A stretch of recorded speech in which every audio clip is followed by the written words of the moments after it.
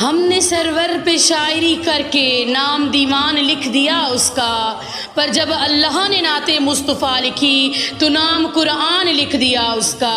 جب قرآن میرے مصطفیٰ صلی اللہ علیہ وآلہ وسلم کے رخ انور کی بات کرتا ہے تو ارشاد ہوتا ہے والضحیٰ۔ جب قرآن میرے مصطفیٰ صلی اللہ علیہ وآلہ وسلم کی زلف عنبری کی نعت پیش کرتا ہے تو ارشاد ہوتا ہے واللیل اذا سجا۔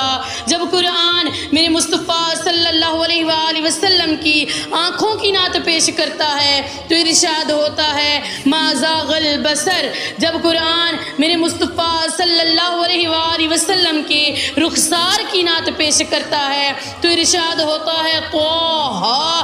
جب قرآن میرے مصطفیٰ صلی اللہ علیہ وآلہ وسلم کے دندان مبارک کی نعت پیش کرتا ہے تو ارشاد ہوتا ہے یاسین۔ جب قرآن میرے مصطفیٰ صلی اللہ علیہ وآلہ وسلم کی زبان اطہر کی نعت پیش کرتا ہے تو ارشاد ہوتا ہے وما ينطق عن الهوى۔ جب قرآن میرے مصطفیٰ صلی اللہ علیہ وآلہ وسلم کے سینہ انہر کی نعت پیش کرتا ہے تو ارشاد ہوتا ہے الم نشرح لک صدرک ووضعنا عنک وزرک الذی انقض ظہرک۔ جب قرآن میرے مصطفیٰ صلی اللہ علیہ وآلہ وسلم کے ہاتھوں کی بات کرتا ہے تو ارشاد ہوتا ہے ید اللہ۔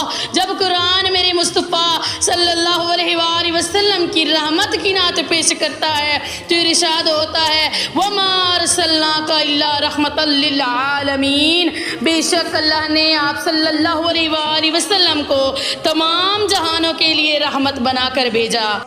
کائنات میں رب کا سب سے بڑا فضل محمد مصطفیٰ صلی اللہ علیہ وآلہ وسلم ہے، اور سب سے بڑی رحمت بھی محمد مصطفیٰ صلی اللہ علیہ وآلہ وسلم ہے۔ وہ دو عالم کی رحمت تھے، وہ جہاں چاہتے وہیں رہتے۔ یہ تو ان کی مہربانی ہے کہ یہ عالم پسند آیا۔ رب کریم نے ہمیں آنکھ دی، دنیا دیکھی ہم نے، رب کریم نے ہمیں قوت دی، ہم نے دنیا گھومی، پھر رب نے بیٹے عطا فرمائے تو میٹھا میوہ، اور بیٹیاں دی تو ہمارے لیے باعث کرم۔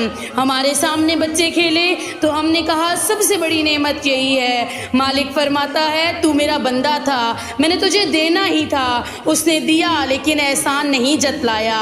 لیکن جب اپنا نبی ہمیں عطا فرمایا تو اس نے کہا کہ میں نے تم پر بڑا احسان کیا ہے کہ تمہیں اپنا نبی عطا فرمایا ہے۔ لقد من اللہ علی المؤمنین اذا بعث فیہم رسولا۔ کون دیتا ہے کسی کو اپنا محبوب، نہ جانے رب نے کیسے گوارا کر لیا۔ کون دیتا ہے دینے کو منہ چاہے